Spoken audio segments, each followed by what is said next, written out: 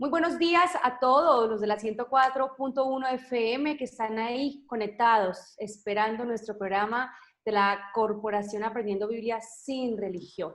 El espacio que tenemos en este día los sábados de 8 a 9:30 de la mañana y que esperamos que disfruten, que les guste, que esto les alimente con ese desayunito que pueden estar tomando en este momento, un cafecito, un chocolate, que hay en familia o donde estén, en su labor de trabajo, rumbo a hacer ejercicio, que disfruten también esta palabra que alimenta y que es buena para cada uno de nosotros. Hoy un tema nuevo de lo que venimos hablando, de los diaconados y del servicio de la Iglesia del Señor Jesucristo. Y hoy vamos a hablar del maestro. ¿Cuál es la función del maestro? ¿Quién es el maestro en la Iglesia del Señor Jesucristo? ¿Y qué es lo que hace el Señor Jesucristo a través y por medio y en esta persona que es el maestro? Muy buenos días a todos, a nuestro equipo de trabajo, que hoy estamos todos muy bonitos, de diferentes colores. El ingeniero Amán, muy buenos días, ¿cómo estás? Buenos días, Paula. Buenos días, Albanuri. Buenos días, doctora Vilma. A todos nuestros oyentes. Muy contento nuevamente de estar aquí esta mañana y esperando el Espíritu Santo que tiene hoy para nosotros, para edificarnos. Así es, Albanuri, muy buenos días. Hola Pau, buenos días para ti, para el ingeniero Ladog y para todos los que están ahí conectados. Yo no puedo evitar que se me vuelva agua a la boca cuando tú dices chocolatico. Y me acuerdo del chocolatico al que me invitas, que me parece delicioso. Así que espero que ustedes también estén disfrutando muchísimo de este alimento, que es un alimento espiritual, que debería de hacérsenos agua a la boca para saborearlo, para disfrutarlo, para vivirlo de verdad y para que nos nutra muchísimo a nivel espiritual y podamos estar muy fuertes. Así que concentraditos, conectados, recuerden tener su Biblia en mano para que puedan ver, verificar lo que estamos hablando aquí, porque recuerden que solo hablamos lo que el Espíritu Santo ha revelado en su palabra escrita. Cualquier duda, cualquier inquietud pueden escribirnos al 317-210-0419, es el número que contesta Paula, o al 310-436-9254. Así es, Albanuri. También está nuestro programa en el canal de YouTube, Aprendiendo Biblia sin Religión, el cual pueden compartir y enviar a cualquier parte del mundo. Eso es lo bueno de las tecnologías, que cualquier persona la puede escuchar esta palabra, puede escuchar este programa. Doctora Vilma, muy buenos días.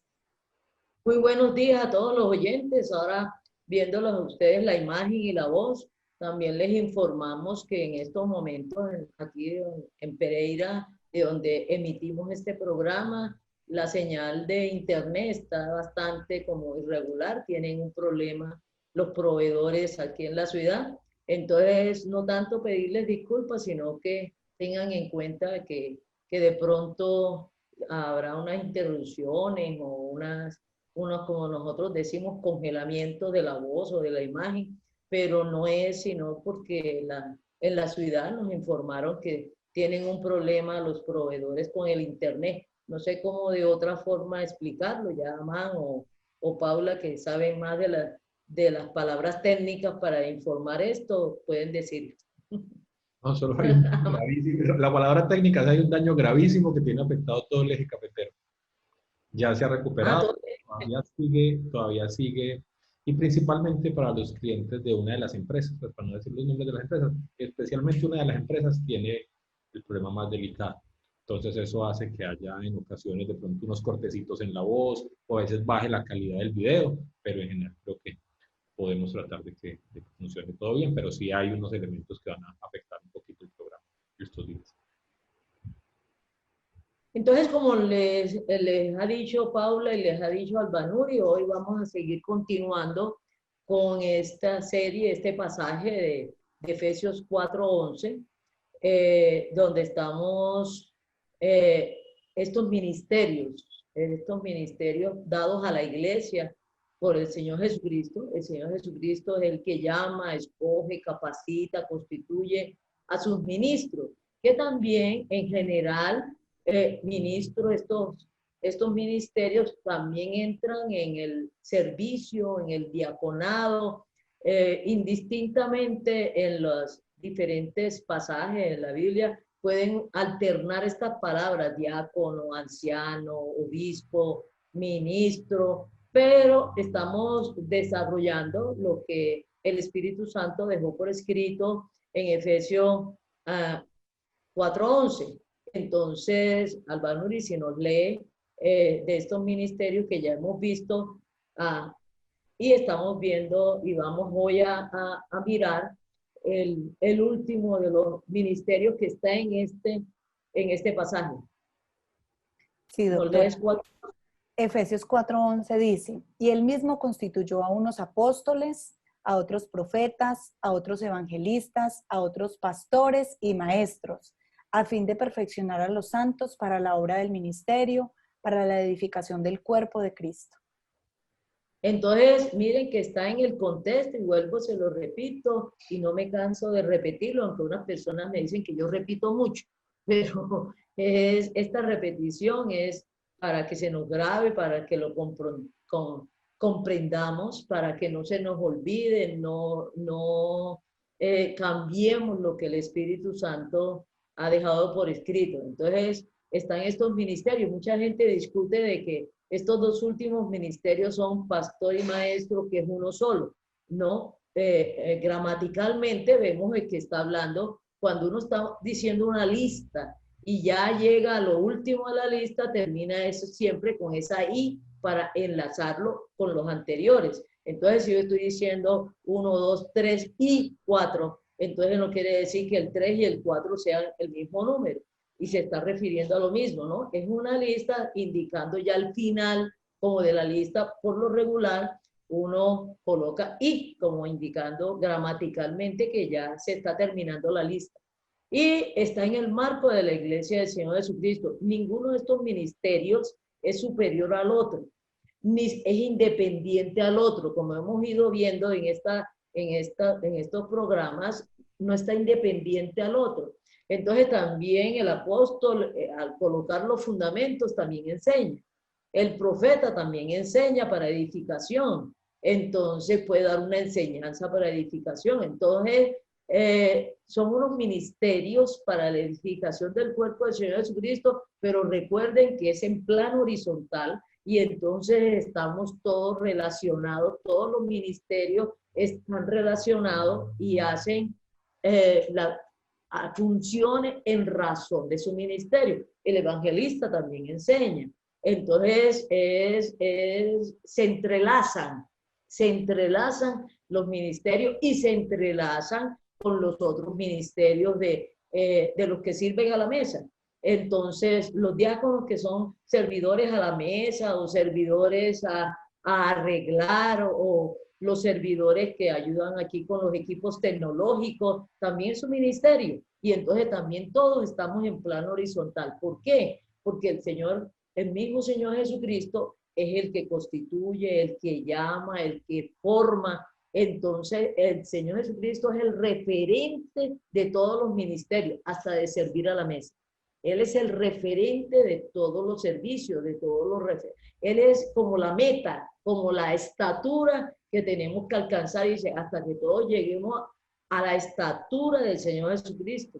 Entonces todos estos servicios, todos estos diaconados, todos estos obispados, todos estos ancianos, pastores, maestros, apóstoles, tenemos la misma meta, como si estuviéramos entre comillas, no quisiera decirlo así, no en una competencia, sino en un caminar, en una carrera, que algunas veces lo dice así el Espíritu Santo, corramos esta carrera para que todos alcancemos a llegar a la misma meta.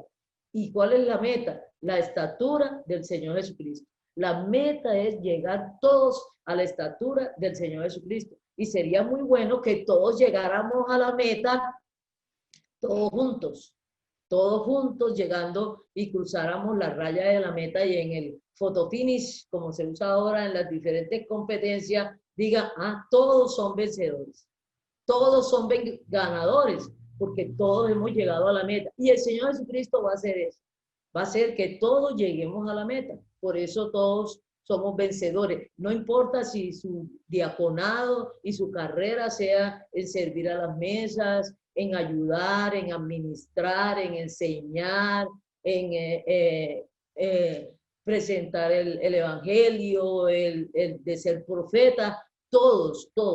¿Y qué es lo importante? Que todos lo hagamos bien en obediencia al Señor Jesucristo. Eso nos garantiza la calidad, nos garantiza llegar a la meta. Entonces, que todos lo hagamos bien, como lo tenemos que hacer, siendo de referente el Señor Jesucristo en persona, que es la cabeza, y que todos nos dejemos dirigir por la cabeza, y la cabeza nos dirige por medio de su Espíritu Santo. Entonces, si somos dirigidos por el, hablemos así deportivamente, por el mismo director técnico, y todos obedecemos al mismo director técnico, todos los integrantes de la iglesia del Señor Jesucristo cruzaremos la meta y llegaremos a la meta. Entonces eso es muy importante. No estamos compitiendo con nadie.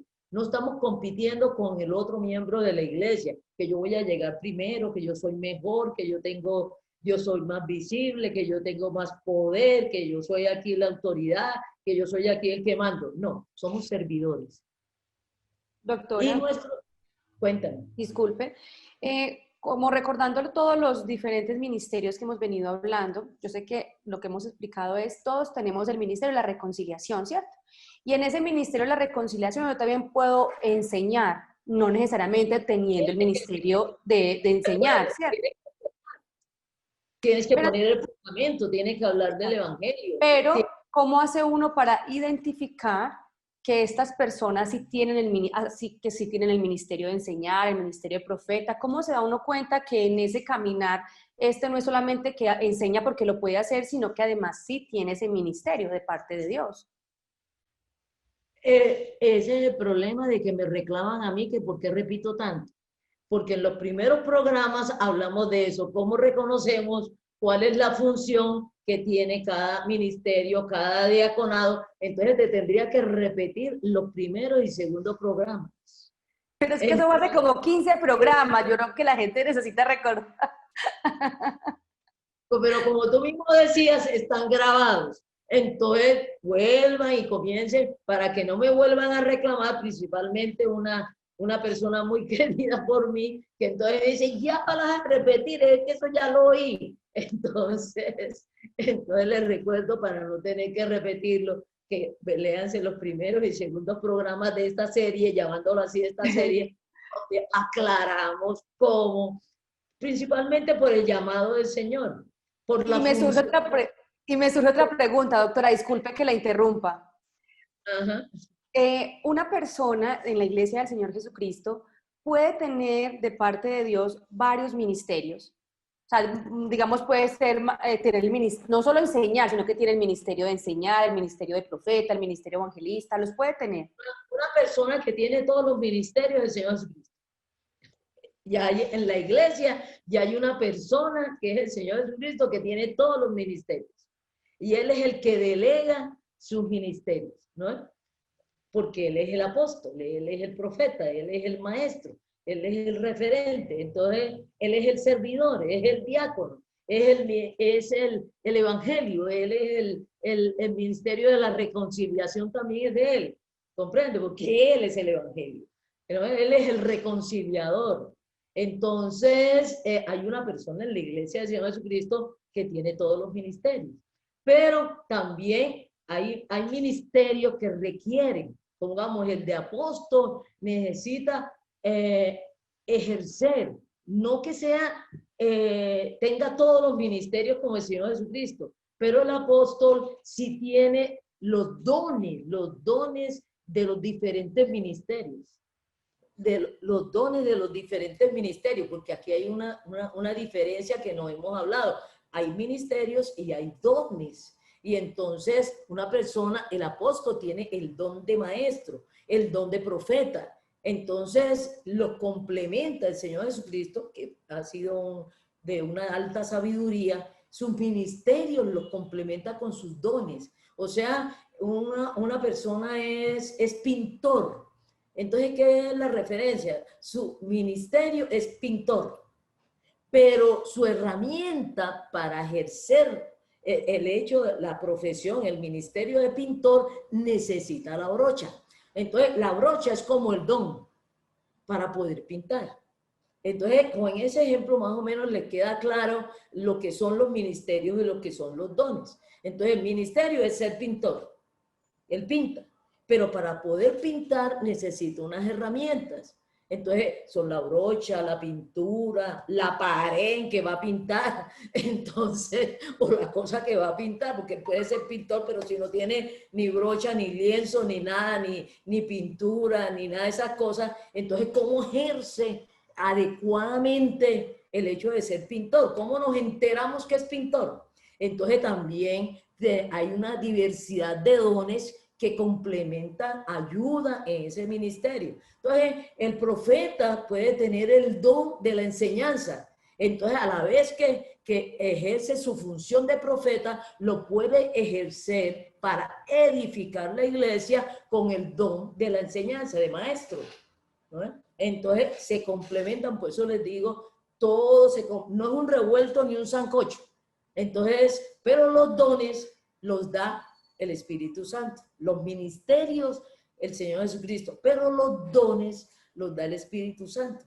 Entonces, mucha gente a veces me dice, no, es que yo no tengo ningún don, ¿cómo lo hago? Todos los que hemos creído en el Señor Jesucristo y estamos en Cristo, tenemos el Espíritu Santo, o sea que todos tenemos dones, todos tenemos dones. Todos los miembros de la iglesia tenemos el ministerio, mínimo tenemos el ministerio de la reconciliación. Entonces, para ese ministerio de la reconciliación, el Espíritu Santo también nos da dones. Entonces, por eso les digo, ninguno es superior al otro. Todos somos complementarios. Y como nos dice ahí en Efesios, hasta que todos lleguemos a la unidad. Todos somos diferentes, tenemos diferentes ministerios, tenemos diferentes dones, como el cuerpo que tiene diferentes ministerios, diferentes dones, ¿no? Lo que hace la mano, de pronto no lo hace el pie, no lo hace el corazón, pero todos contribuimos a esta unidad, a este crecimiento de toda la iglesia. Cada miembro de la iglesia estamos creciendo a la estatura del Señor Jesucristo, pero toda la iglesia como cuerpo también está creciendo a la estatura del Señor Jesucristo. Entonces, mis manos tienen que crecer en concordancia a todo el cuerpo. Mi cabeza tiene que crecer en concordancia a todo el cuerpo. Mis brazos tienen que crecer en unidad y en concordancia a todo el cuerpo, porque si no, está creciendo muy deformemente, muy anómalamente. ¿Comprenden? Entonces, es un cuerpo que si mi brazo derecho es más largo que el brazo izquierdo, entonces ya hay una anomalía. Entonces, vamos creciendo en unidad. Pero lo que siempre les he dicho, como en la iglesia del Señor Jesucristo van entrando nuevos miembros, entonces todos tenemos que ir ayudándonos a que vayamos creciendo en unidad, tanto los nuevos como los antiguos. Entonces, llamando antiguos los que tienen más permanencia en el cuerpo, pero no es garantía que esos antiguos estén creciendo a la medida que tienen que estar creciendo. Y en ese momento ya se van convirtiendo en unos ministros, en unos servidores. Entonces, como ya han crecido en conocimiento de la palabra, en obediencia, entonces son las personas que, miembros de la iglesia, que entramos a colaborar y a servirle a los nuevos, para que los nuevos vayan creciendo. Entonces, se vuelve todo... se va volviendo una unidad, y a la medida que estos nuevos van creciendo, van entrando otras personas nuevas. Entonces todos nos tenemos que participar en esta actividad de ir creciendo en amor y ayudándonos mutuamente por medio de todos los miembros y hasta de las coyunturas, porque a veces no le vemos la importancia, supongamos, de las articulaciones. Las articulaciones son también parte del cuerpo. Los nervios son parte del cuerpo, que si no van creciendo en unidad y no participan en unidad, si esta articulación se me daña, yo puedo tener el brazo muy bien, pero el brazo no alcanza a cumplir su función porque esta articulación que se llama codo está dañada. está paralizada, no funciona. Entonces el cuerpo comienza a funcionar, pero muy discapacitado, podríamos decir. Y algunas veces, ya me atrevo a decir que muchas iglesias locales o cuerpos del Señor Jesucristo, está el Señor Jesucristo con su cuerpo como medio discapacitado. Siendo Dios, está como medio discapacitado. Entonces tiene que entrar a sanar el cuerpo.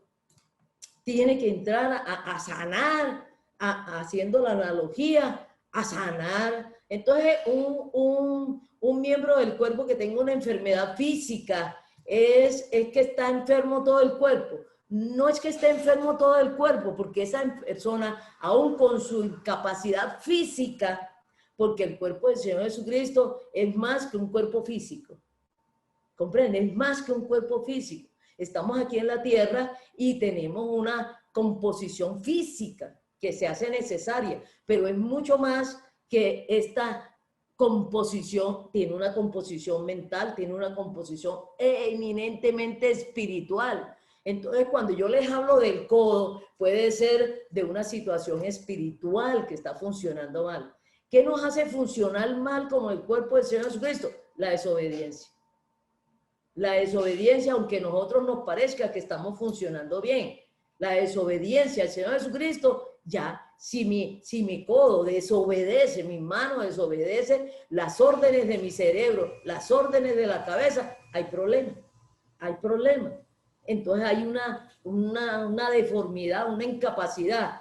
Entonces, vamos a empezar con el maestro. Siempre hemos empezado con la palabra que están utilizando para maestro. Entonces, ahí lo tienen Albanuri, lo tiene Amán y Paula, las palabras que se están usando para maestro. Entonces, vamos a leer en Efesios 4:11 qué palabra hay cuando dice maestro. Listo, doctor. En griego, recuerden que el Nuevo Testamento está en griego. En griego, la palabra que se usa para maestro es didáskalos. Didáskalos se usa como para instructor y viene de una raíz griega que es didasco, que es la palabra utilizada para enseñar, instruir.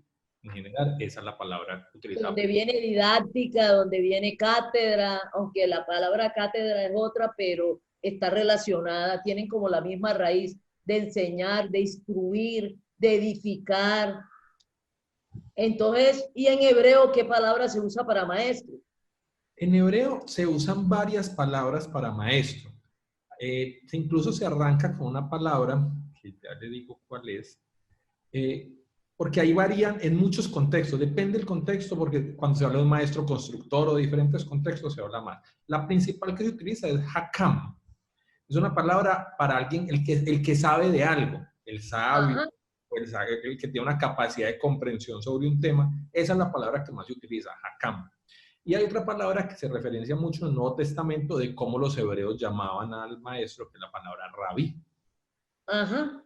Pero, o sea, el que sabe, el que enseña, el que transmite, y que a veces no la traducen en el Nuevo Testamento en griego, sino que la transliteran y colocan rabí en griego, pero es una palabra hebrea.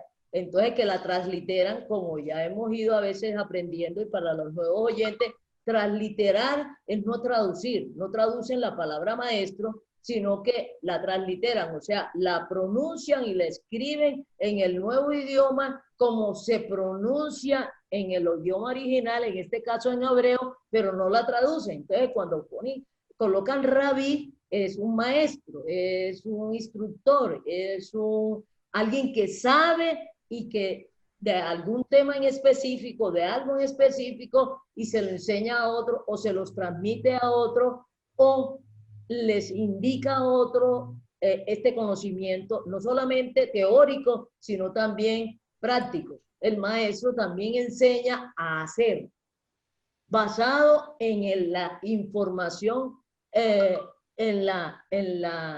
como en la teoría. Entonces un maestro se ocupa de las dos cosas. No es simplemente instructor o informador, cuando se usa la palabra maestro en todas las lenguas, es una persona que enseña a hacer, pero que sabe lo que hay que hacer, que tiene un conocimiento, tiene la teoría, pero también enseña a hacer. Doctora, Entonces, dime. disculpe, entonces en la Biblia vemos que el Señor Jesucristo, cuando siendo Dios se hizo hombre, humanamente, o sea, humanamente a él lo veían como un maestro, porque aunque muchos no lo aceptaban o no lo reconocían como Dios en ese momento, sí le decían maestro, rabí, o sea, él sí tenía como esas características de maestro todo el tiempo. Y algo muy fundamental, conocía la palabra, conocía el reino de los cielos, conocía muy bien la palabra y las escrituras, y no solamente, sino que humanamente, como tú me estás diciendo, aprendió a obedecer. Entonces él puede enseñarnos a obedecer, porque él aprendió humanamente a obedecer. Y en hebreo nos dice que aprendió a obedecer con lágrimas. No crean que a él le fue fácil humanamente, como a cualquiera de nosotros, con su naturaleza humana, pero fusionada, no usó su naturaleza divina para obedecer. Figúrense, no usó su naturaleza divina para obedecer. No la perdió, la tenía, pero él actuó, cuando estuvo aquí en la tierra, actuó con su naturaleza humana como nosotros, con el Espíritu Santo que él tenía, que era su espíritu que tenía, ¿comprende? Entonces, él aprendió a obedecer al Padre, aprendió a obedecer la dirección del Espíritu Santo que tenía en él, como todos nosotros, los que tenemos el Espíritu Santo y tenemos esta naturaleza humana, y a él le costó obedecer. Y aquí hemos hablado varias veces que cuando él estuvo ya, que le dieron la orden, digo, ya llegó la hora de ir a la cruz, y él estaba ahí, miren que le rogó al Padre que cambiara en ese momento, que él no quería ir a la cruz. Él no quería ir a la cruz en ese momento, humanamente hablando. Cuando ya se enfrentó de que ya hoy me van a apresar para llevarme a la cruz, porque él sabía que era para muerte de cruz, ya él le habían informado por la palabra, por el Antiguo Testamento, él sabía que iba para muerte de cruz. No como Dios, sino él sabía por las Escrituras. En diferentes pasajes del Antiguo Testamento se le dice que va para muerte de cruz. Y el Padre le dice en ese momento en el huerto de Semaní, llegó el día, hoy es la hora. Ahí están los que te van a apresar y te van a apresar y te van a juzgar y te van a llevar a muerte de cruz. Entonces, en ese momento el Señor Jesucristo, ante esa situación que ya era eminente, ¿no es? Él se enfrentó y le dijo al Padre, que si era posible, pues cambiar en ese momento, que la salvación de todos nosotros no fuera por la muerte de cruz. Yo no sé si a Amán o Albanuri están buscando ahí en este momento lo del pasaje en el huerto de Semaní, en este huerto, en donde él estaba rogándole al Padre, pero miren lo que concluyó, y eso con llanto, con esfuerzo, con rogadera ahí diciéndole a sus otros discípulos que oraran por él, que tuviera la fuerza para obedecer, o que le estuvieran pidiendo al Padre que cambiara la muerte, pero eso ya estaba predeterminado, preestablecido. Y recuerden algo muy importante, ninguno de los tres cambia su palabra. No iban a cambiar esa palabra a último momento para beneficiar al Señor Jesucristo, que en ese momento estaba sufriendo y estaba pensando, no quiero ir a la cruz. Entonces, ¿ya encontraron ese pasaje donde él se enfrenta a eso? Sí, doctora. ¿Hay alguno? Sí, está en Mateo 26:36. ¿Lo puedes leer? Listo. Entonces llegó Jesús con ellos a un lugar que se llama Getsemaní. Y dijo a sus discípulos, sentados aquí, entre tanto que yo voy allí y oro. Y tomando a Pedro y a dos de los hijos de Zebedeo, comenzó a entristecerse y a angustiarse en gran manera. Entonces Jesús dijo, mi alma está muy triste hasta la muerte. Quedaos aquí y velad conmigo. Yendo un poco adelante, se postró sobre su rostro orando y diciendo, Padre mío, si es posible, pase de mí esta copa, pero no sea como yo quiero, sino como tú. Entonces, figúrense, se sometió a la voluntad del Padre. Miren que su voluntad, mire, él mismo lo está aclarando, no sea como yo quiero. O sea que en ese momento su voluntad, su querer, su gusto era no ir a la cruz.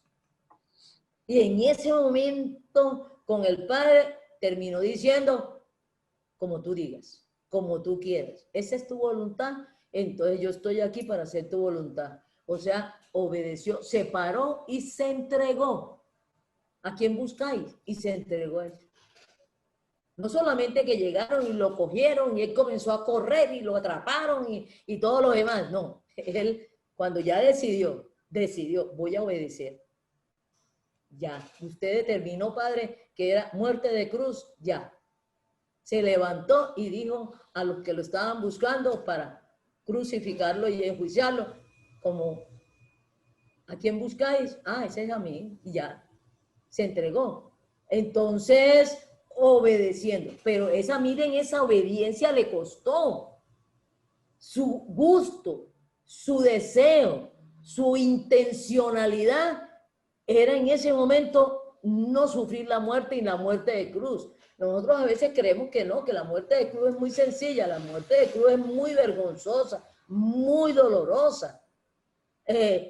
Y el ser humano y la naturaleza humana le huye al dolor, le huye al dolor y le huye a la muerte. Entonces eso era muy, muy gravoso para el Señor Jesucristo humanamente, que mucha gente dice, no, pues se le facilitó porque es Dios. No, cuando estuvo aquí en la tierra, aunque seguía siendo su naturaleza de Dios, que en otros programas lo hemos hablado, sin dejar de ser Dios, su naturaleza, actuó con su naturaleza humana dirigida, fortalecida por el Espíritu Santo, el mismo que tenemos todos los que estamos en Cristo.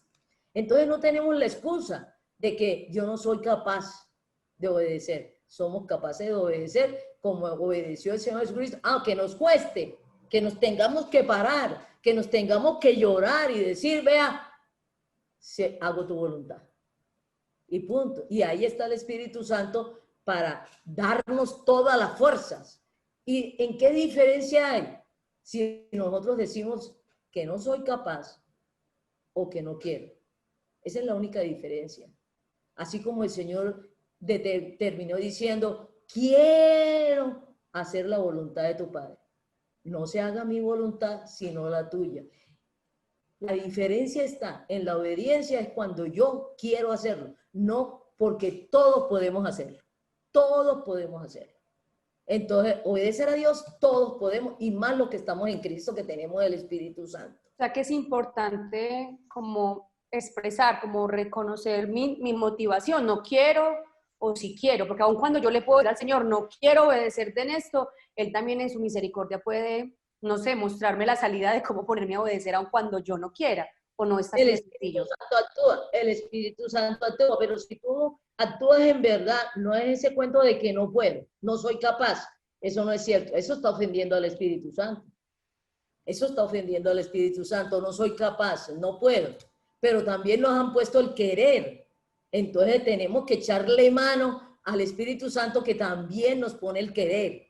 Entonces el Espíritu Santo en ese momento levantó al Señor Jesucristo y le puso también el querer. ¿Y cómo le puso? Sabemos el querer, porque se levantó y se entregó. No siguió huyendo. Él hubiera podido pararse y esconderse, huir y desaparecerse. Pero miren que le puso el querer en el sentido de que se levantó y se entregó. Digo, ¿a quién buscáis? Doctora. ¿No? Y era, ¿ah? Sí, Amán. Hay que diferenciar ahí el querer del gustar, ¿cierto? O sea, no es necesariamente que me guste. El querer es querer hacer la voluntad del Señor, no que me guste necesariamente lo que voy a hacer. No necesariamente que me guste. Él ya había expresado que no le gustaba eso, que no quería ir, que no, pero en ese momento le salió el querer hacer la voluntad del Señor. Exacto. Eso es muy diferente, ¿no es? quiero hacer tu voluntad, ahí se facilita las cosas. No es que quiera morir, o sea, no quiero morir, pero quiero hacer tu voluntad. Es que yo he escuchado de pronto, o me ha pasado que uno a veces siente que no, es que el querer le sale, no, pues es que yo no quiero hacerlo, es que no es el querer de hacerla, no es que le guste hacer lo que va a hacer, es el querer de hacer la voluntad del Señor. Eso es muy diferente. Exacto. ¿Y cuál es la motivación de querer hacer la voluntad del Señor? Eso ya está personal, pero algo que le da fuerza a uno para querer hacer la voluntad del Señor hay consideración de dos cosas, que Él es Dios, de reconocerlo, que Él es Dios, que Él es Señor, comprende, que Él es mi dueño, Él es mi Salvador, comprende, que yo soy un esclavo voluntariamente y que yo lo amo. Que lo amo o que estoy agradecido.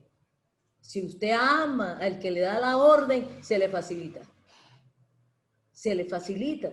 Y si usted sabe que esa persona lo ama y que quiere el bien de usted, usted comienza a considerar, sin gustarle, sin parecerle, usted acepta voluntariamente, amorosamente, agradeciendo, obedecer. Porque usted sabe que la orden que le están dando no solamente lo beneficia, y en este caso al Señor Jesucristo no solamente beneficiaba al Señor Jesucristo en su obediencia, a Él no lo perjudicaba. Estaba en obediencia amando a otros, amándonos a nosotros, amándolo a usted. Por amor a usted, obedeció. Por amor al Padre, obedeció. Para beneficiarnos a todos nosotros, obedeció. Introdujo, ya la muerte la había introducido el ser humano, pero el Señor Jesucristo con su muerte también introdujo el perdón de los pecados, introdujo la salvación, introdujo la resurrección, porque si Él no muere, no se introduce en la humanidad la resurrección. Si Él no muere humanamente y humanamente resucitó, no hubiera podido nosotros. Si Él no muere y si Él no resucita, nosotros que después hubiéramos tenido la vida, no hubiéramos podido resucitar. Él tenía que morir también para introducir la resurrección a la humanidad. Doctora, discúlpeme que haga esta pregunta, pero sé que es importante. En ese plan de salvación, esa obediencia del Señor Jesucristo, pues implicaba muchas cosas, pero en un ser humano, cualquiera, en medio de toda esta humanidad, mi obediencia no necesariamente está dentro de un plan impactante a otros, porque eso lo puede pensar uno, pues mi obediencia en qué puede beneficiar a una cantidad de personas. Tu obediencia y la obediencia de cada uno de nosotros es importante. Es importante porque conocen que esa orden proviene de Dios que me ama y que me beneficia a mí. Y también beneficia a otros. ¿En qué beneficia a otros? Ole, ¿por qué obedeció? ¿Cuál es la importancia de que obedeció? Ah, que está obedeciendo porque Dios se lo ordenó. ¿Cómo así? ¿Y por qué? Y porque el Señor se lo ordenó. Y hay muchas personas que están en la misma desobediencia que yo estoy obedeciendo.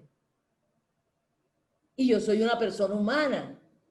Entonces, la otra persona humana está diciendo, pero si Vilma es capaz, también yo soy capaz. Humanamente hablando. Humanamente hablando, si ella es capaz de obedecer esa orden, entonces yo también estoy en la misma situación, también entonces soy capaz. Ahora me pregunta a mí, Vilma, ¿cómo fuiste tú capaz? Ah, porque es una orden del Señor, porque el Señor me ama, porque yo lo amo, ¿comprende? Y yo quiero, no me gusta, pero es que yo quiero hacer la voluntad del Señor. ¿Y por qué tú quieres hacer la voluntad del Señor? Por dos razones. Uno, porque Él es Dios. Dos, que me ama. Y por agradecimiento y por amor. Quiero hacer su voluntad. ¿No? Entonces, el temor no nos hace actuar. El temor nos paraliza o nos mete allá de cabeza en lo que tememos, ¿no es? Lo único que nos hace actuar en contra de nuestro parecer, de nuestro gusto, es el amor a los otros seres humanos y el amor de Dios. Entonces, el que ama, obedece. El que ama, obedece. Y más si a este Señor Jesucristo, al Salvador, que murió por mí, para darme vida. Dice, no hay mayor amor que este, que dar la vida para que otro viva. Dar la vida para que otro viva. No hay mayor expresión de amor que dar la vida para que otro viva. Y eso fue lo que hizo el Señor Jesucristo. Entonces en la cruz también nos mostró su gran amor por cada uno de nosotros. No, y estaba yo... implicaciones, ¿no? Pero volvamos al maestro. Exacto, estaba yo pensando acá. Y no estamos tan lejos, ¿cierto? Porque estamos hablando que el maestro tiene que amar para poder enseñar, ¿cierto?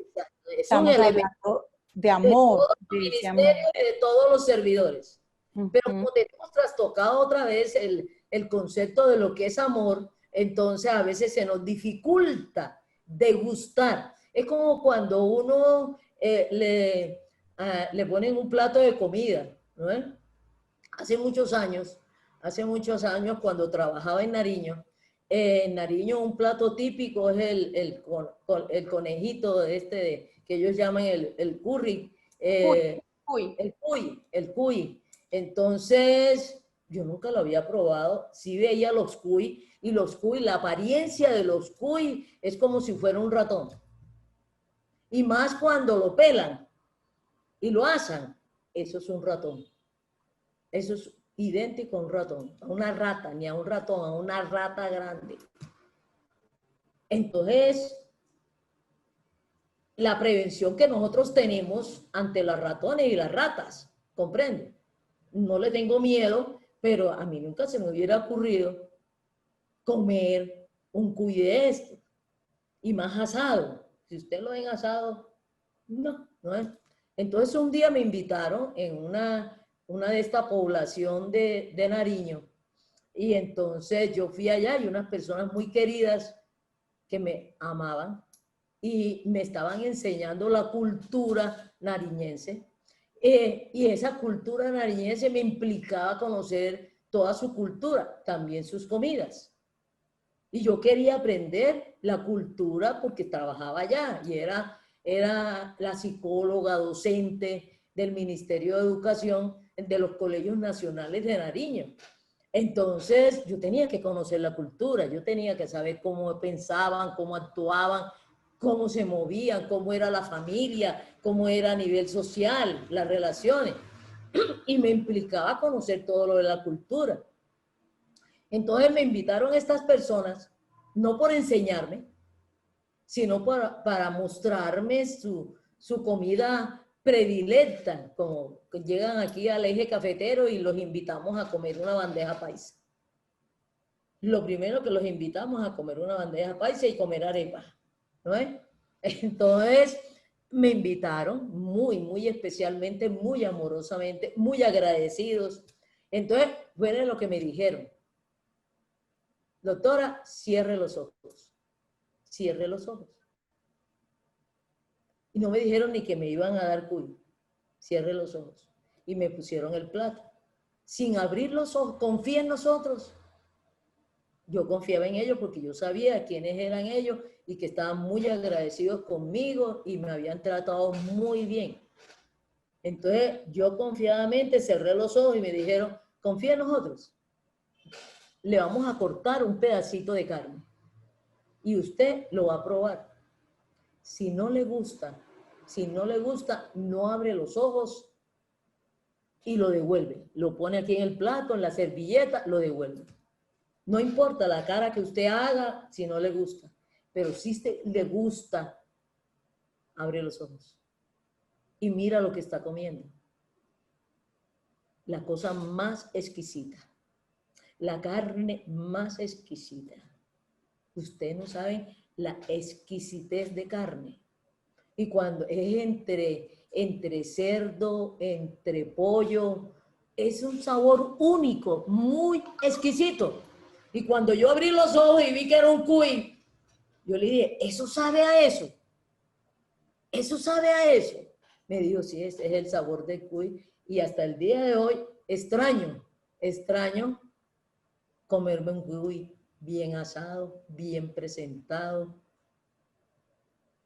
Está entre mis gustos, en donde yo había imaginado, creído, supuesto, de que nunca me iba a gustar y que eso sabía mal. Entonces muchas veces con las órdenes del Señor, eso no, ¿en qué me beneficia? Eso no me gusta, eso no me parece. Y me ha pasado con varios alimentos así, con varias situaciones. Pero cuando lo hago, digo, qué cosa tan exquisita. Y aún cuando actúo, qué cosa tan agradable, qué cosa haber hecho eso. Qué impresión haberme apartado de eso. No seguir haciendo eso. Qué cosa tan emocionante, porque me da tanto gozo, me da tanto paz, porque la obediencia da gozo, da paz, obedecer al Señor, da tranquilidad, quita el temor, quita la sensación de culpabilidad, quita la sensación de castigo, quita la sensación de muerte. Pero como usted no lo ha probado, cree que se va a aburrir, cree que le va a parecer así como yo estaba, me va a saber maluco. Me va a dar ganas de desagrado sin haberlo probado, sin haberlo obedecido, pero cuando uno obedece al Señor y lo obedece por amor, no por castigo, y lo obedece por amor y por agradecimiento y por conocimiento, me va a beneficiar. Yo tenía que saber y podía confiar en esas personas. Ya las conocía y sabía que no me querían hacer daño. Y por eso cerré los ojos y lo hice.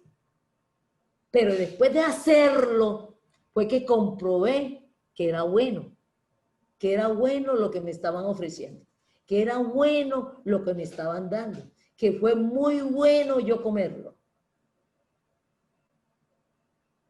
que fue muy bueno. Entonces, cuando nosotros obedecemos al Señor, es que comenzamos a recibir las consecuencias de esa obediencia, que es gozo, paz, amor, y comienzan a salir los frutos del Espíritu Santo. Y entonces eso realiza al ser humano, porque fuimos creados en amor, por amor y para amor. Entonces, si uno no obedece al Señor, mire de todo lo que se pierde. Y entonces uno se vuelve adicto. La adicción no es mala. ¿A qué me vuelvo adicto? Entonces uno se vuelve adicto a obedecer al Señor para degustar todo eso, para experimentar todo eso, para hacer todo eso, ¿no? Entonces, un maestro sabe hacer lo que está enseñando. Hay un dicho que a veces dicen, predica pero no practica, ¿no es? Pero si usted obedece la instrucción, usted es el que va a recibir el beneficio de la obediencia. Ese maestro que predica, está enseñando muy bien, pero no practica, se está perdiendo. Él es el que está perdiendo. Pero si usted sigue las indicaciones de ese maestro, como les he enseñado aquí y les repito cada ratico, que les puedo enseñar a nadar y yo no sé nadar. Nunca, ustedes los que nadan, y puede decirle a Albanuri y decirnos a Albanuri qué le produce a ella el nadar y el nadar bien. Eso yo no lo he experimentado, eso yo no lo conozco. Y le he podido enseñar a otros a nadar. Ellos están experimentando el placer de nadar, el cual yo, teniendo todo el conocimiento teórico, no lo estoy experimentando. ¿Nos puedes explicar lo que te produce el nadar? Se me hizo agua la boca. Fue algo muy chistoso porque esta mañana vi el estado de una amiga que está en Europa y puso una foto en una piscina y a las 5 de la mañana dijo, me voy a nadar. Ustedes no saben lo que yo sentí. A mí se me hizo agua a la boca cuando vi el estado de ella. Y le dije que me alegraba mucho que lo pudiera hacer. Y más en este momento, pues que no podemos ir a una piscina por la situación. A mí me hace muchísima falta. Y te estás perdiendo de una cosa maravillosa, Doc, de una cosa maravillosa. O sea, tú estás enseñando algo que no estás disfrutando. Y en estos momentos estaba pensando en eso, lo que hablabas tú, lo que hablaba Paula. Esas sensaciones, a mí se me hace agua a la boca, es literal y es de verdad. Ustedes no saben, cuando la Doc dijo eso, se me llenó la boca de saliva y se me paran hasta los pelos. A mí me encanta y pensar en el agua me parece, es una sensación muy especial. Y es mucho lo que disfruto. Yo siento como que de los pies a la cabeza es una sensación muy agradable. Y algo muy especial es que yo cuando nadaba, que podía nadar 1 hora o a veces hasta 2, siempre era un tiempo para hablar con el Señor. Entonces yo mientras nado hablaba mucho con Él en ese transcurrir de esas 2 horas y podía escucharle mucho y escuchar inclusive, yo le decía, pero tú cómo hiciste esto tan espectacular, o sea, el agua, me parece esa sensación de tocar el agua es una cosa maravillosa y de poder disfrutarla. Y ahora que ustedes hablaban, yo pensaba, Doc, una frase que me encanta escucharte a ti, es que lo diferente al amor no es el odio, sino el egoísmo. Y Ajá. ahora pensaba que cuando uno no obedece, es porque siente que está siendo egoísta, porque uno siente, bueno, si alguien se va a beneficiar, a mí no me importa, yo no quiero beneficiar a nadie con mi obediencia, ¿cierto? Y en ese momento inclusive lo traspolé, lo saqué a una cosa cotidiana. Yo decía, cuando una persona decide no conducir después de ingerir licor, porque lo hace por amor a él y por amor a otros, pues resulta que empiezan a decir que bajaron los índices de accidentes de tránsito, los índices de muerte. Resulta que cuando yo dejo de pasarme el semáforo en rojo, me doy cuenta que estoy haciendo parte de los índices que van bajando de accidentes, de tantas situaciones difíciles. Cuando yo decido no robar, me doy cuenta que la gente está prosperando, que yo estoy prosperando. Entonces yo lo traspolaba y decía, pues es que la vida cotidiana, yo simplemente, si yo obedezco a mi profesor, me doy cuenta que la clase se va a desarrollar sin tanto problema, que yo estoy atenta, que yo tengo un buen comportamiento. Entonces yo veía que definitivamente, claro, hasta ni siquiera llevándolo a las cosas del Señor, cuando yo obedezco en cualquier contexto, mi contexto se beneficia, todo se beneficia en un colegio, en la calle, con las personas, en la relación con los amigos, con la familia. Cuando yo obedezco una autoridad, yo no me estoy beneficiando solo yo, sino que estoy beneficiando todo un contexto. Entonces, cuando yo no obedezco y más a mi creador, a mi Dios que me manda algo, primero le estoy diciendo mentiroso, porque yo pensaba en ese momento, le estoy diciendo mentiroso. O sea, a mí no me importa yo no le creo ni siquiera que eso va a pasar. Y segundo, no siento amor por él, que fue el amor que vimos del Señor cuando le dijo, pues aparta de mí este cáliz, pero si es tu voluntad, pues me voy a montar en esa cruz. Pero el Señor no solo pensó en el Padre, porque él vio el amor del Padre por el ser humano, pero también él sintió ese amor por el ser humano, cómo se estaban beneficiando porque él se estaba montando en esa cruz. Entonces yo pensaba en este instante, pues cómo se beneficia una persona cuando yo voy conduciendo y yo no me paso un semáforo en rojo. Muchísimo, yo beneficio a muchas personas, no me estoy dando cuenta ni a quiénes, pero es mucho lo que yo beneficio cuando yo no conduzco embriagada, cuando yo hago las cosas como tienen que ser, o sea, como las autoridades mandan. Ahora mucho más en el Señor. Entonces, yo pensaba eso. Y un maestro para enseñar, que eso lo he aprendido mucho de ti, doctora. Tú que eres maestra, no solo en el Señor, sino también tú desde muy niña, eres inclusive hija de maestros, tú traes eso en la sangre. Y yo veo que cuando tú estás enseñando, inclusive a la persona que te dice no repitas tanto, yo lo que veo es mucho amor de parte tuya, porque yo lo que veo es que tú quieres que la persona comprenda, haga práctico ese aprendizaje, lo aprenda, lo apropie. Entonces, Porque yo enseño a nadar sin yo nadar, porque yo sé lo que beneficia que a aprenden a nadar. otros, Yo sé lo que estoy exacto, perdiendo y el temor que me da es de disfrutar muchas cosas que hubiera podido disfrutar y el temor que me da. Entonces yo no quiero que la otra persona pase por eso. Entonces por eso les enseño a nadar. Y les enseño a nadar bien, con toda la información bien, ¿no es?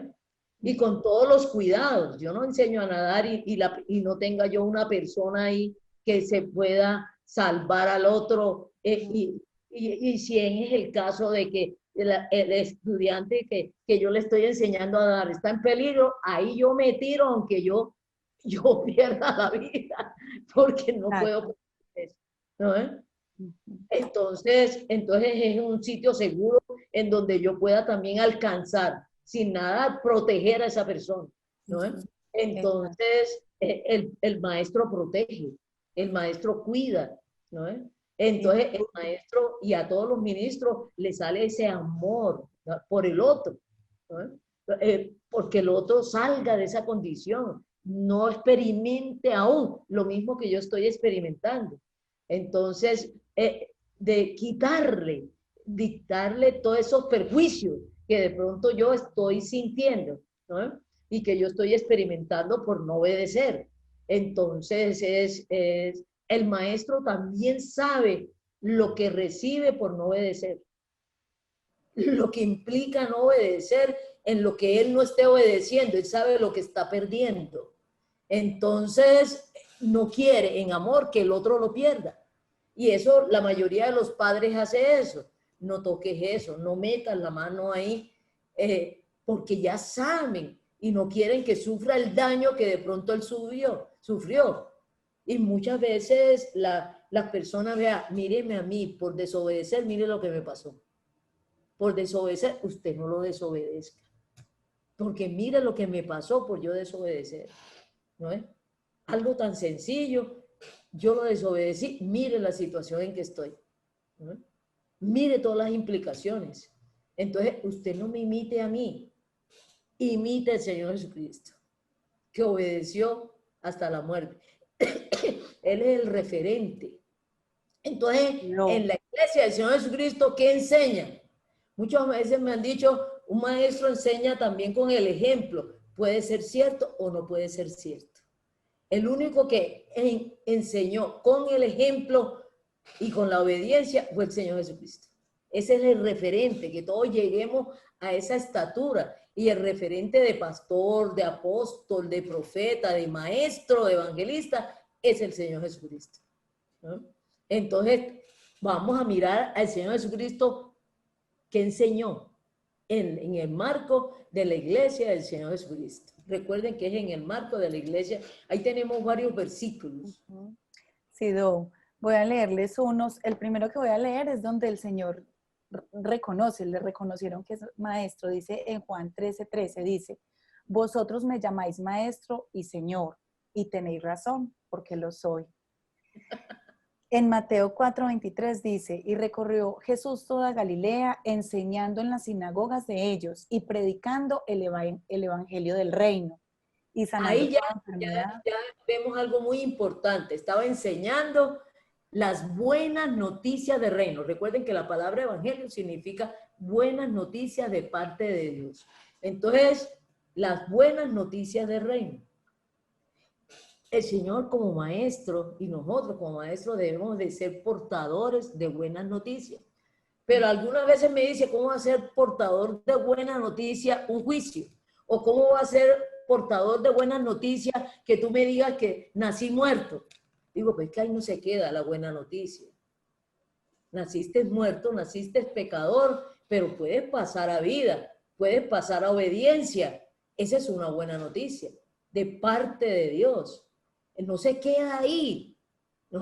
Puedes ir al juicio confiado, puedes ir al juicio inocente, sin ninguna culpabilidad, puedes ir al juicio perdonado, puedes ir al juicio arrepentido y haber vuelto a la obediencia. Entonces, son todas buenas noticias, aunque te esté yo hablando de muerte, aunque yo te esté hablando de juicio, hay solución para todo eso. Y hay forma de revertirlo a una buena noticia, a un buen estar, a una buena situación, a unas buenas consecuencias, a unos buenos frutos, a recoger unos buenos frutos, a recoger unos buenos recompensas. Entonces, en ese juicio, entonces hay posibilidades de revertir todo eso. Entonces, de convertirlo en una buena noticia. En una buena noticia. Y todos tenemos la misma posibilidad. Entonces, las buenas noticias del reino. Y él en las buenas noticias del reino está hablando de muerte, está hablando de castigo, está hablando de juicio, pero está mostrando cómo podemos cada uno, porque el Señor, Dios, revirtió todo eso. Revirtió todo eso a favor nuestro.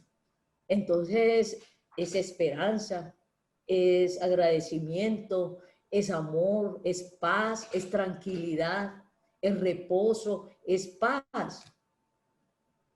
Entonces, los maestros enseñan todo esto relacionado con las buenas noticias del reino de los cielos.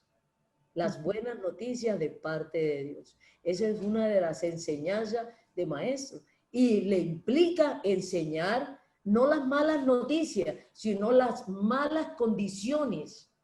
Las malas condiciones y cómo Dios lo revirtió a unas buenas condiciones para cada ser humano por amor al ser humano.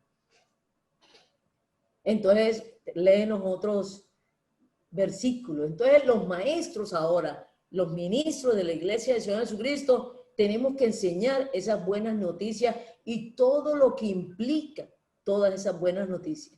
Y la advertencia de que hay que revertir, y el Señor ya lo revirtió, y meternos en las buenas noticias y salir de esa condición desagradable, incómoda, de malas noticias, de consecuencias perdibles, y pasar a esta condición de buenas noticias que nos conviene a todos, y como estaba diciendo Albanuri, le conviene a toda la humanidad. Estas buenas noticias del reino, de cómo Dios revirtió, los tres revirtieron esa condición mala, perjudicial para nosotros, y lo convirtieron en unas buenas condiciones, en unas buenas noticias, en unas buenas situaciones, que hay que vivirlas, hay que probarlas para degustarlas, así como me pasó con el curso. Hay que probarlo para saberlo. Si usted no prueba la obediencia, no va a saber lo agradable y el bienestar de la obediencia. Contá. Doc, en Marcos 6:34. Estamos aquí enamoradas. Degustando, esta se queda ahí degustando y no. Sí, no, pues qué, miren, dice, en Marcos 6:34 dice, y salió Jesús y vio una gran multitud, que miren lo especial, lo que siente el maestro, y tuvo compasión de ellos, porque eran como ovejas sin pastor, y comenzó a enseñarles muchas cosas.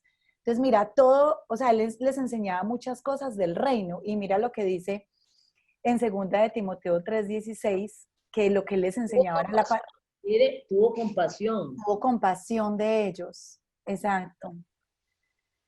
Dice, toda escritura está inspirada por Dios. O sea, él les enseñaba las escrituras, que están en 2 de Timoteo 3:16. Toda escritura es inspirada por Dios y es útil para enseñar, reprender, para corregir y educar en una vida de rectitud. Ajá. Entonces mira lo que él buscaba. La palabra de Dios y la escritura sirven, y eso es lo que enseña el maestro. Las escrituras, la palabra de Dios. Y sirve, y mira para lo que sirve la palabra de Dios, porque es una palabra que actúa, es más que letra, es más que letra. Entonces, el maestro está abocado a confiar en que esa palabra de Dios actúa. Dice, instruye, enseña al niño y nunca se apartará. Nunca se apartará. Cuando sea adulto, seguirá ese camino, ¿no es? Y volverá a ese camino, ¿no es? Si se le enseña desde niño la palabra del Señor, porque la palabra del Señor actúa. Entonces, ¿Para qué sirve la palabra del Señor y cómo actúa y qué hace? Ahí en 1 Timoteo, que nos estabas leyendo, toda la escritura es inspirada. Dice, segunda de Timoteo, segunda 3:16, dice, toda escritura está inspirada por Dios y es útil para enseñar y reprender, para corregir, para educar en una vida de rectitud. Y mira lo que dice en el Salmo 32:8. Yo te enseñaré y te instruiré en el camino que debes seguir. Seré tu consejero y estarán mis ojos sobre ti. Ustedes figúrense, uno ser aconsejado, enseñado, instruido, corregido por este Dios. ¿No? Entonces, ahí va mezclado el conocimiento, la sabiduría, la compasión, el amor. Es muy duro uno ver a una persona sin conocimiento haciendo las cosas que lo perjudican. Hablemos de cualquier cosa. Una persona como un niño que no tiene el alcance y el conocimiento de que si se tira, en estos días estaba leyendo una noticia de un niño de 10 años, que en estas cosas que están comunicando, estos juegos, ahora salió otro nuevo juego, como ya enseñaron lo de la ballena azul, pero hay muchos niños que no saben ese juego de la ballena azul, que lo único que le interesa, y ya atraparon al inventor, al creador de este juego de la ballena azul, y entonces en el juicio que le están haciendo, le preguntaron que cuál fue su motivación, que por qué se inventó ese juego y difundió ese juego. Digo, no, es que todas las personas son malas, comenzando por los niños, y es mejor acabarlos desde temprano. Entonces su ánimo por la cual creó este juego de la ballena azul era para destrucción, para matar, sin que se dieran cuenta que ellos mismos se estaban matando. Se estaban autoeliminando, y entonces él está diciendo allá en el juicio que él no los mató, que su intención era que ellos se mataran, pero él no los mató, que no lo podían juzgar por asesino, porque el muchachito fue el que se metió ahí y obedeció. Usted se puede imaginar, obedeció para muerte, para muerte. Y entonces esta persona, estos creadores, fueron 2 muchachos, estos creadores dicen, ellos mismos obedecieron, ellos fueron los que se mataron. Hay otros que no obedecieron, entonces no se mataron. Y ahora que otras personas crearon otro juego de suicidio, de montarse en unas alturas y ponerles unos retos, y los van llevando a unos retos que se tiren. Y que la sensación, y que experimente esa sensación. Así como tenemos que experimentar la sensación para bien, y eso depende de quién nos está enseñando, porque mire que esto les están enseñando, pero para muerte. Entonces uno también tiene que ver si esa enseñanza que me está dando, de muchas fuentes, el amigo, el papá, la esposa, el maestro, el mundo, que me están dando esas órdenes, son órdenes como ¿para qué? ¿Para destrucción? ¿Para muerte? ¿Para meterme en culpabilidad? ¿En autoeliminarme y hacerme daño? ¿Para hacerle daño a otro? ¿O quién me está dando esas instrucciones? ¿Es un buen maestro o no es maestro? Porque eso no es ser maestro, un maestro que lleve al mal. Un maestro que enseña el mal no es maestro. ¿No es? Ese es un falso maestro. Porque el maestro siempre es para enseñar, educar, corregir y enseñar el bien. Entonces, un maestro, una persona que te esté enseñando a desobedecer, a hacer mal, a destruir a otro o destruirte tú, es un falso maestro. Como es un falso pastor, como es un falso profeta, como es un falso ingeniero. ¿Comprende? En todos los oficios hay personas teguas, falsas, y hay diferentes motivaciones. De pronto es un ignorante o tiene una información errada, tiene un conocimiento errado, no objetivo, claro. Entonces también al maestro le implica conocer e instruirse y saber objetivamente lo que está enseñando. ¿No? Entonces, ahí hay otros versículos que también nos hablan de eso. Hay uno donde nos muestra que Él es el referente, como tú decías ahora. En Mateo 23:8 dice, pero vosotros no dejéis que os llamen rabí, porque uno es vuestro maestro y todos vosotros hermanos. O sea, Él es el referente. Y en Lucas 6:40 dice, un discípulo no está por encima de su maestro, mas todo discípulo, después que se ha preparado bien, será como su maestro. O sea, Él es el referente. Ese es el objetivo, que todos lleguemos a la estatura del Señor Jesucristo, a ser maestros. Y a en ser Hechos, maestro de la palabra, a ser maestro del bien, a ser el maestro en obediencia. Le implica al maestro también aprender a obedecer, a prepararse y aprender a obedecer. Doc, hay dos en Hechos donde habla de los maestros en esa época en la iglesia. Dice, habían entonces en la iglesia que estaban en Antioquía profetas y maestros, como Bernabé y Pablo. Y en Hechos 15:35 dice, y Pablo y Bernabé continuaron en Antioquía enseñando la palabra del Señor y anunciando el evangelio con otros muchos. ¿Sí? Dice que ellos enseñaban acerca del Señor Jesucristo abiertamente y sin impedimento. Entonces, los maestros en el marco de la iglesia del Señor Jesucristo enseñan la palabra, enseñan las cosas del reino, enseñan las obediencias y todo lo que tenga que ver con la persona, la obra del Señor Jesucristo, o sea, lo que está en las Escrituras. El referente también es la palabra de Dios que está escrita. Entonces, si un maestro, por muy espiritual que sea, por muy sabio que sea, te enseña algo que contradice la palabra del Señor, no es maestro. Ahí podemos ir detectando las enseñanzas y los falsos maestros. El que tuerza las escrituras, el que se invente cosas en la escritura, diferente a lo que está escrito, que contradiga las escrituras, es un falso maestro. En el sentido, es un maestro, pero no es un maestro de un ministerio de la iglesia del Señor Jesucristo, no lo mandó el Señor Jesucristo, no es lo que está diciendo el Señor Jesucristo. De pronto, si es una persona miembro de la iglesia del Señor Jesucristo, salvo, pero no es maestro o no se ha instruido. Por eso allá en Timoteo, cuando habla de los obispos, dice, no un neófito, o sea, no un desconocedor, no un ignorante.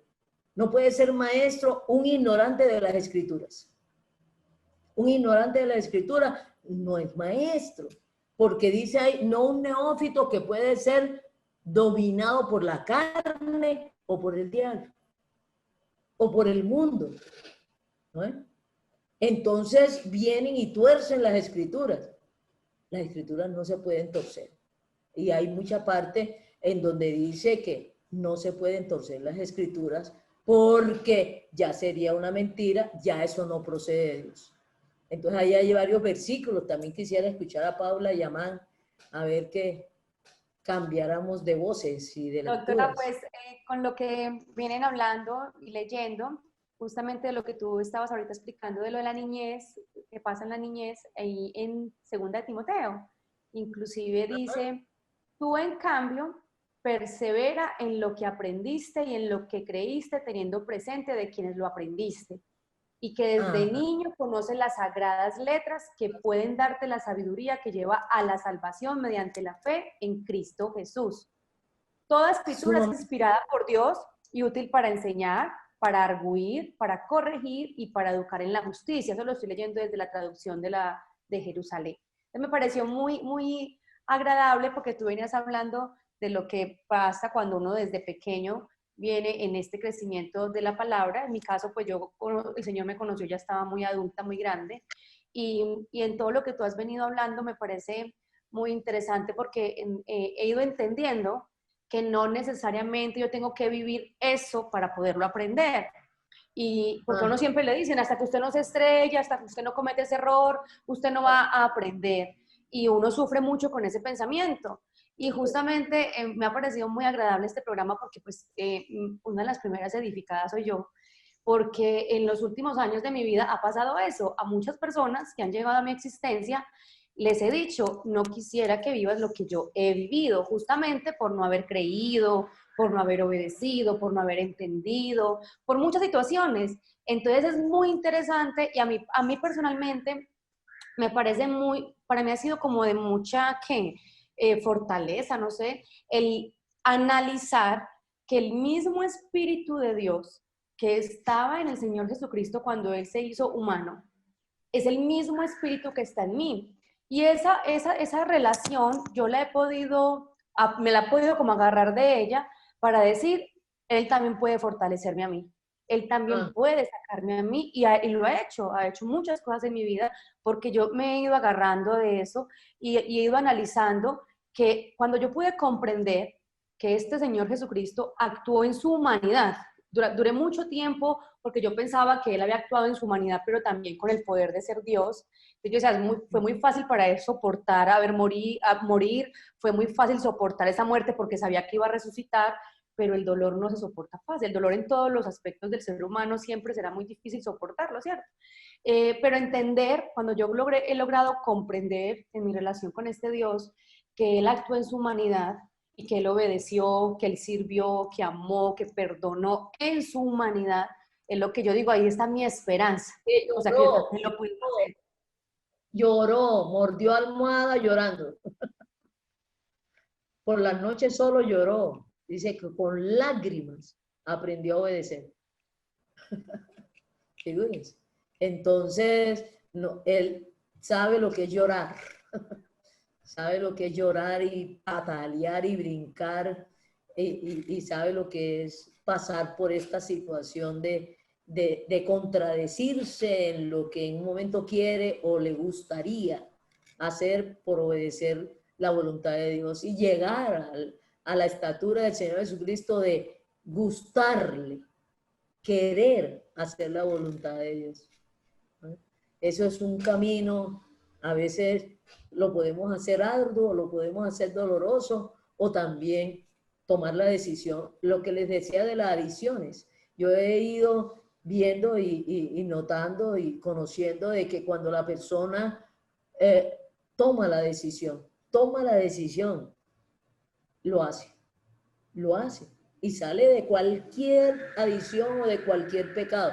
Cuando toma la decisión, lo voy a hacer, lo hace, ¿no es? Y no hay nadie que no saca ninguna excusa. Eso es cuando yo veo y me dicen las 50.000 excusas valederas, porque para eso son excusas, porque son valederas. Y para estar desobedeciendo, digo, no es que no quiero obedecer, no quiero. Porque si toma la decisión y toma el querer, lo hace porque lo hace. Lo he visto en muchas personas, teniendo el Espíritu Santo y no teniendo el Espíritu Santo. Estando en Cristo, estando no en Cristo. Personas inconversas, que no están en Cristo, muertas y condenadas, las he visto tomar decisiones trascendentales en su vida. Lo voy a hacer y lo hacen. Y deciden hacer el bien y sin saberlo están obedeciendo al Señor. Y sin saberlo y sin tener referente de que Dios dijo tal cosa, lo hacen. Ahora, ¿cuánto más nosotros que tenemos el Espíritu Santo y no sacar 50.000 excusas que son excusas y pueden tener toda la razón, pero no son el soporte para tomar un creyente en Cristo, tomar una decisión? Las decisiones las tenemos que tomar acorde con la voluntad de Dios, con su palabra. Entonces, no acorde con el mundo o con nuestra carne o con nuestro parecer o con las razones valederas que tenemos para desobedecer la voluntad de Dios. para no hacer la voluntad de Dios, hay muchas razones valederas. Y yo nunca le discuto a la persona. Muchas personas vienen y me dicen, Vilma, pero considera esto, mira esta situación. ¿Qué más puedo hacer? Digo, obedecer. Obedecer. Mira aquí la palabra de Dios, lo que te está diciendo. Entonces, obedecer. No mires esta situación. Mira la voluntad de Dios y la palabra de Dios y obedece. No saques esta situación, saca la palabra de Dios para que te animes a obedecer. Entonces, ¿qué otros versículos tenemos ahí, hermano?